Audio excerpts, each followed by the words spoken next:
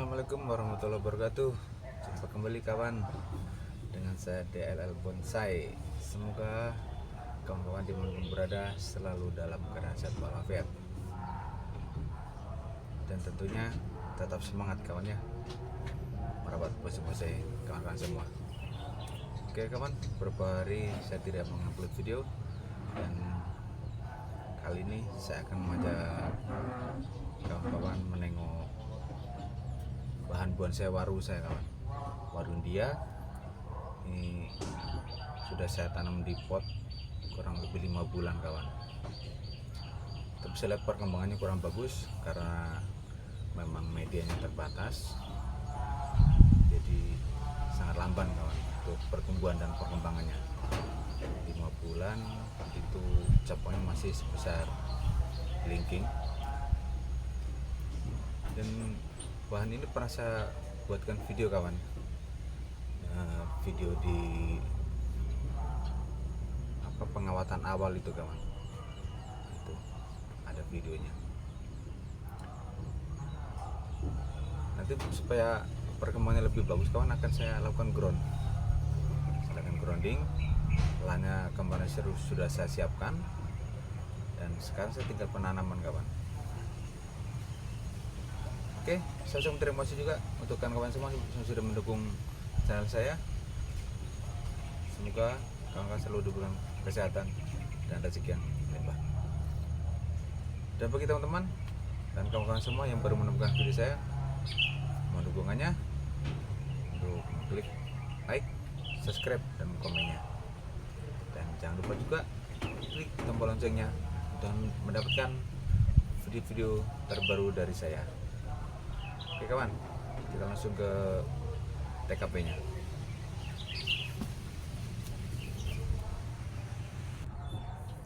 Ya, ini kawan-kawan sedikit mereview bahan ini ya kawan ya. Ini bahan saya dapat dari beli online.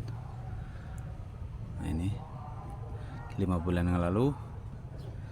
Awal beli ini belum ada cabang kawan, ini hanya hasil dongkelan terus tinggi segini. Nah, kemudian saya press ini, saya bikin bogel untuk kedepannya.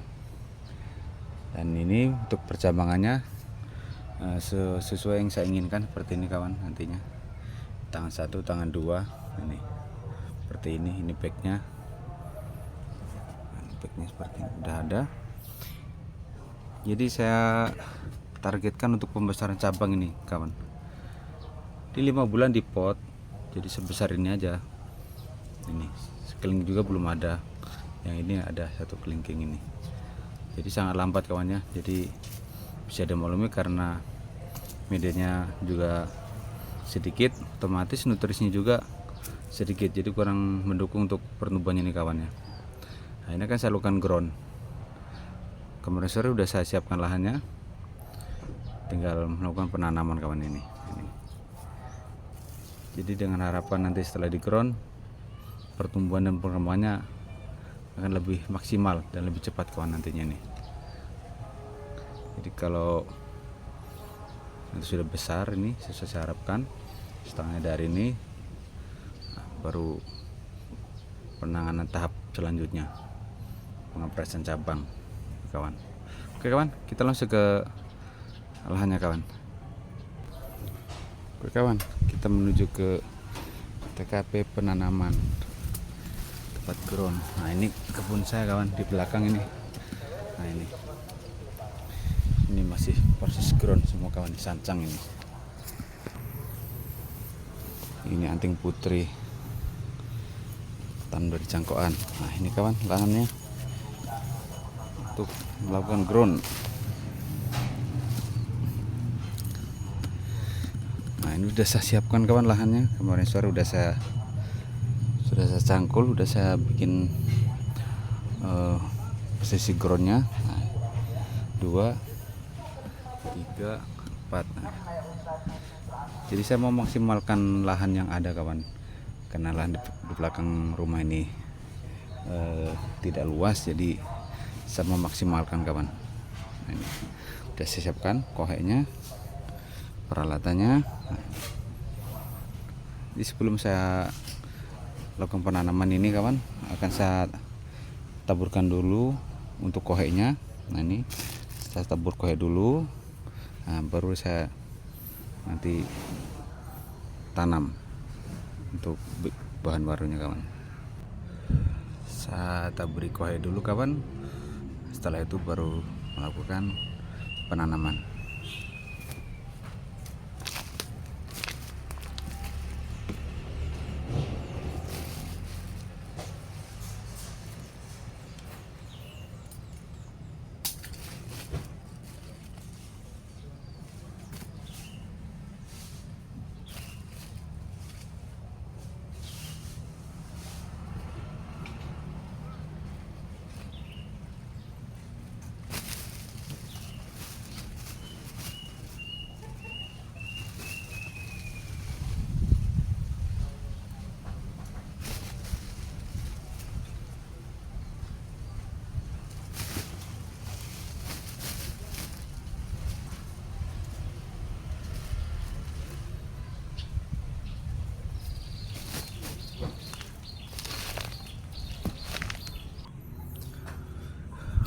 Oke kawan, kita lakukan penanaman.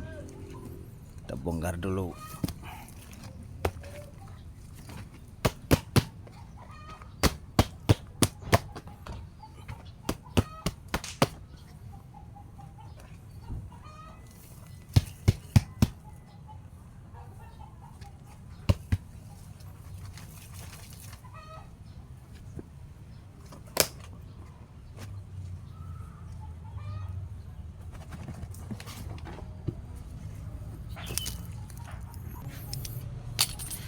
Lima bulan di dalam pot nih kawan, akarnya sudah full. Nah ini kalau tidak segera dilakukan grounding, ini akan sangat lambat untuk pertumbuhannya kawan. Nah, ini akan saya lakukan pengurangan akar. Ini nanti saya potong, nah, terus saya akan koreksi untuk perakarannya. Nanti saya cek sekalian di program akarnya kawan. Untuk perakarannya bagus kawan ini. Jadi tiap potongan ini kanan kiri ada tumbuh titik akar kawan ini. Temen sih bisa dekorasi nantinya kawan. Perlu nanti di press lagi akarnya kalau sudah besar. Ini karena terlalu panjang dengan pangkal batangnya. Nah, nantinya kalau pohon ini sudah besar akan saya press juga kawan ini. Ini ground untuk pembesaran dulu kawan. Dan jangan lupa kasih tatakan kawannya, karpet atau apa. Nah, ini supaya akarnya tidak ada yang tumbuh ke bawah kawan ya. Jadi nanti menyamping. Akar yang saya koreksi seperti ini kawan. Nah ini tumbuh dua seperti ini, nyabang di sini, bisa buang saja. Ini akar serabut di sini seperti ini. Nah, seperti ini lagi.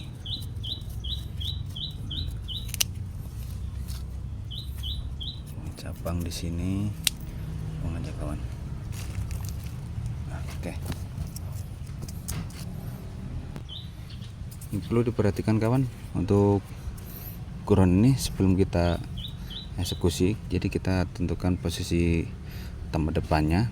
Nah ini karena itu berpengaruh saat kita melakukan pemrograman kawan. Nah, pemrograman kita pasti akan pada posisi di tempat depan bagian bonsai ini kawan. Nah, jadi akan enak nanti untuk melakukan tahapan selanjutnya kawan. Nah, ini karena di depannya di sini.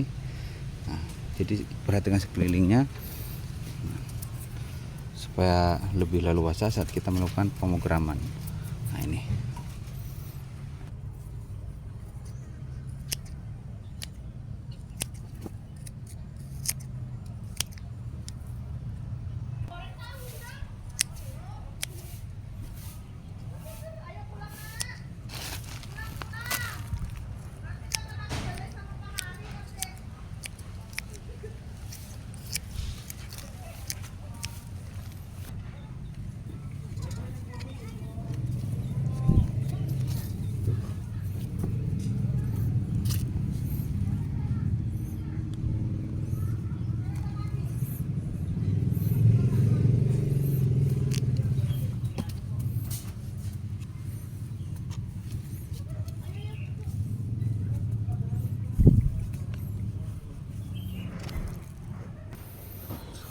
kawan, penanaman satu pohon sudah selesai.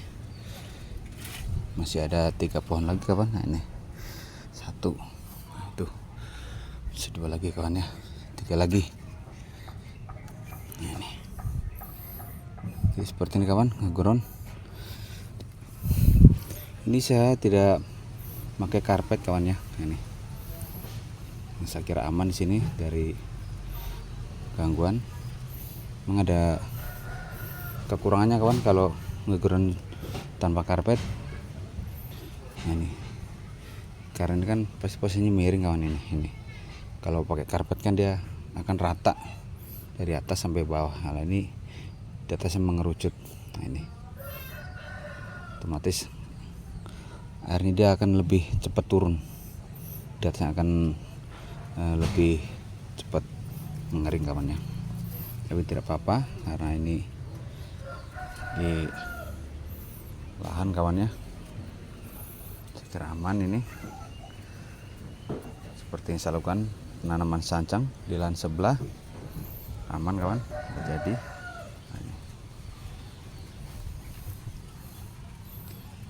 Cara panen juga sama kawan ya. Jadi kalau di ground ini kalau lebih tinggi kita akan memanennya lebih gampang. Nantinya kita tidak perlu banyak menggali. Kalau pakai karpet dengan lebih mudah, buka karpet dan sudah bisa enak kawan. Oke. Terus kalau tanpa karpet seperti ini, rumput pasti akan lebih cepat tumbuh kawan ya. Nah, itu kita harus rajin kontrol untuk gulmanya. Kita akan sering lakukan pembersihan gulma. Kalau tanpa karpet hanya di bagian permukaan aja kawan, sekelilingnya. Kalau ini kan bisa dari bawah sampai atas rumput gitu kawan.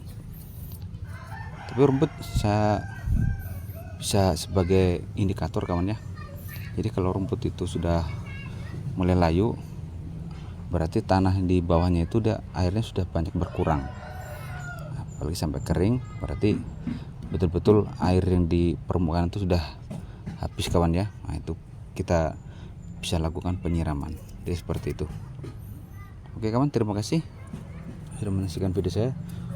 Mudah-mudahan bermanfaat untuk kawan-kawan semua, khususnya untuk para pemula. Dan mohon maaf apabila ada kekurangan dan kesalahan dalam video saya. Mohon maaf. Sampai jumpa kembali dalam kesempatan. Assalamualaikum warahmatullahi wabarakatuh.